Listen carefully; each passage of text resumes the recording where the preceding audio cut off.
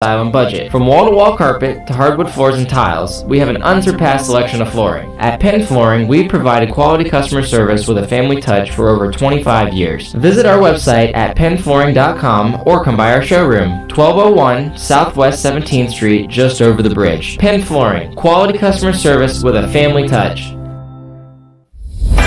On the first and third Wednesday mornings each month at 9:05 a.m., Robert Colin with On Top of the World will be our guest as we learn all about the exciting lifestyle and new home choices available at Ocala's premier adult active community, On Top of the World.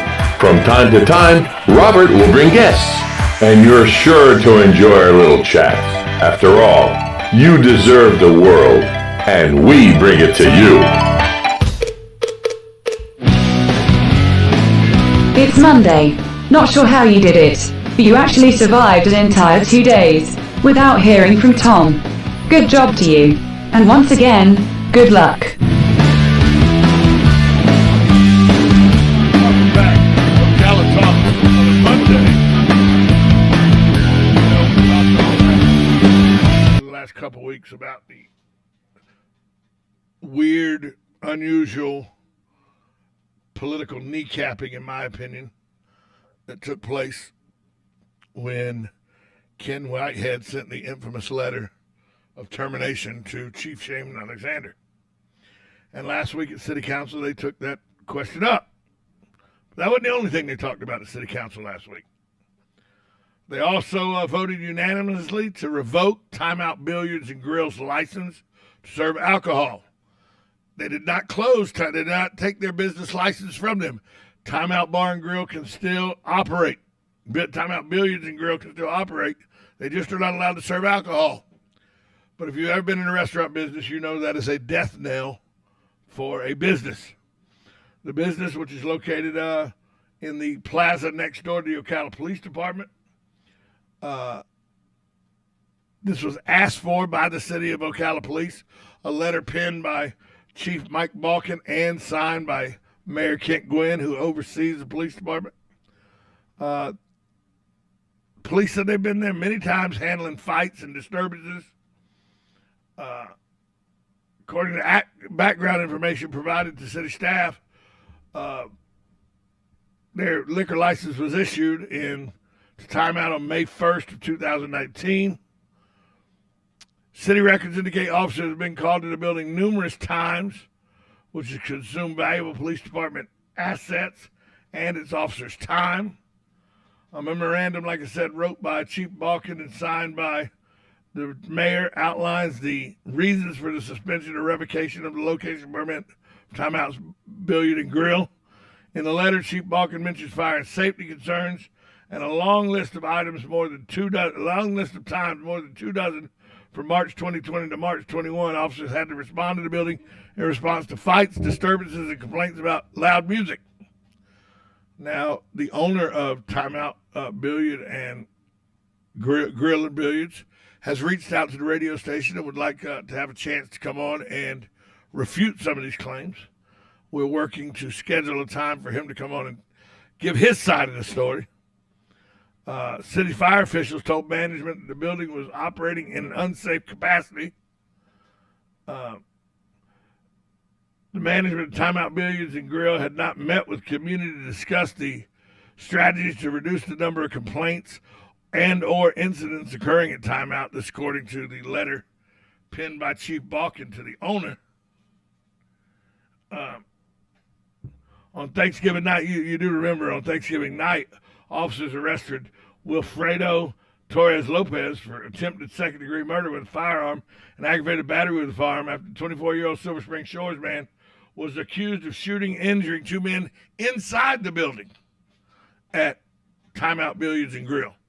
I know recently there was a situation where a man and woman who were at Timeout Billiards, I don't know whether the connection was made inside, outside, where it was, but subsequently some drugs were purchased near the facility. The man's wife succumbed to her overdose in her car, was there for some 7-8 hours.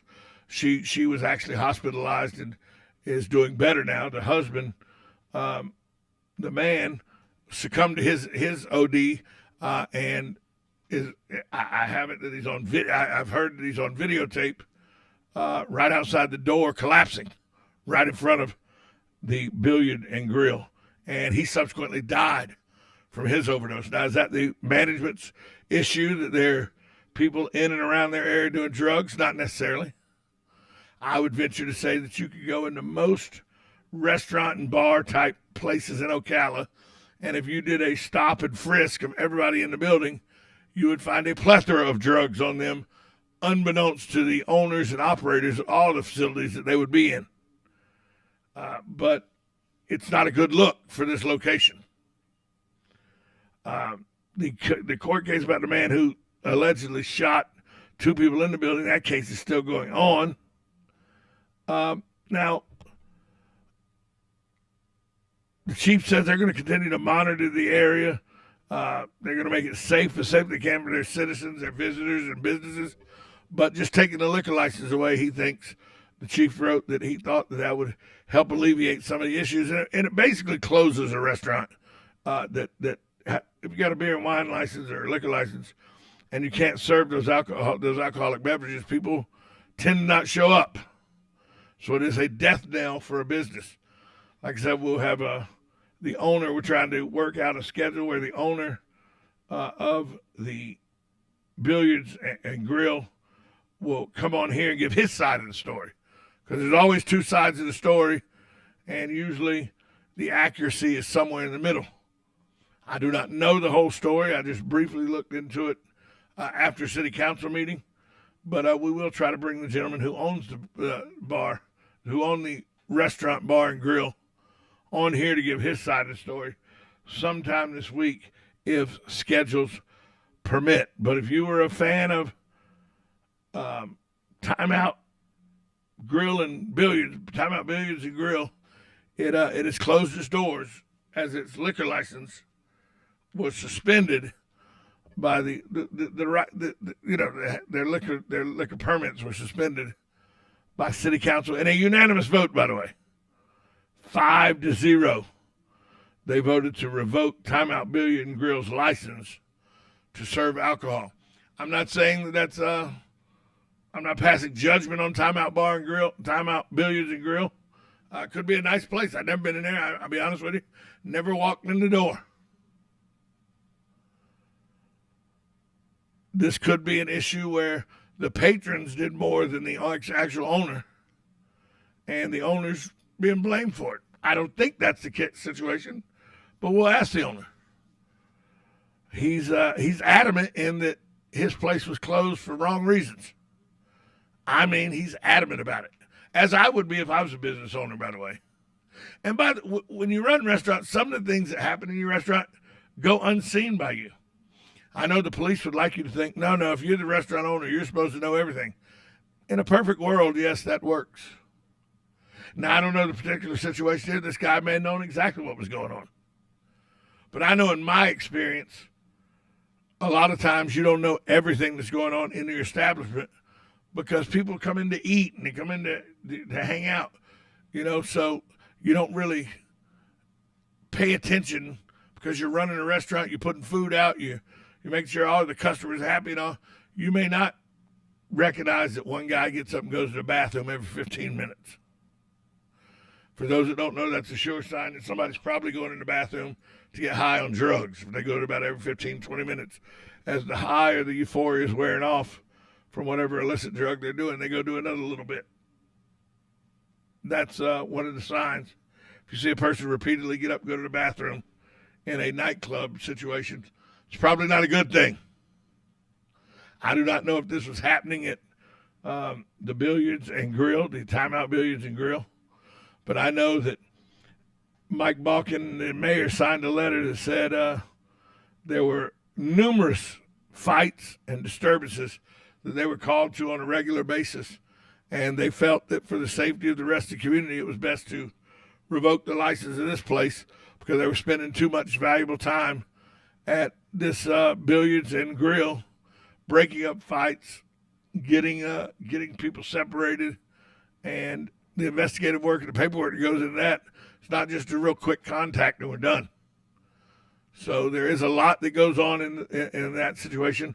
And this restaurant could be perfectly innocent of all this, or they could be complicit. I would lean towards complicit because the chief of police and the mayor will not put these letters out idly. They have homework they have to do before they can just say, hey, I want city council to take their license. Doesn't work. It's not that easy. But there was a man who's on trial now for allegedly shooting 2 people inside the building in 2019. That in itself makes me not want to go there. That's enough justification right there for me not to want to go there. Let's go take a phone call real quick before we go to break. Good morning, you're on Ocala Talks. Yeah, good morning, good morning. Yes, I remember about 10 years ago there was a big to-do about O'Malley's Alley on the square. And this situation worked itself out. O'Malley's Alley is still there. So, yeah, and it happens a lot in the restaurant business. I mean, I remember, there were complaints from, thanks for the call, there were complaints from people about the boxing that went on at O'Malley's Alley. There were complaints about how people would congregate, get out in the road at the front door. These are all complaints and situations that are not exclusive to any one nightclub or any one restaurant bar type situation. It's the same across the country. You got some good places, you got some bad. I love O'Malley's. I think Paulie and them are doing a great job there nowadays. So, but, it's just one of those things where this was a place the chief felt like it would be better served, the community would be better served by his men and women not having to answer calls there so often. And the only way they thought to do that was to take the license to serve alcohol, which city council voted 5-0 to do. We're going to try to get the owner of the billiards on sometime this week to give his side of the story, though. We're going to take a break. We come back more on Ocala Talks, 1370 AM, 96.3 FM, WOCA, The Source. Keep up with what's going on in the downtown area with Ocala Downtown Newspaper. Delivering thousands of newspapers to businesses in the downtown area, Ocala Downtown is there to keep you informed. They even have Tom's Picks, a free referral for people who are looking for a company to do work for them. Tom's Picks will refer the company that fits your needs.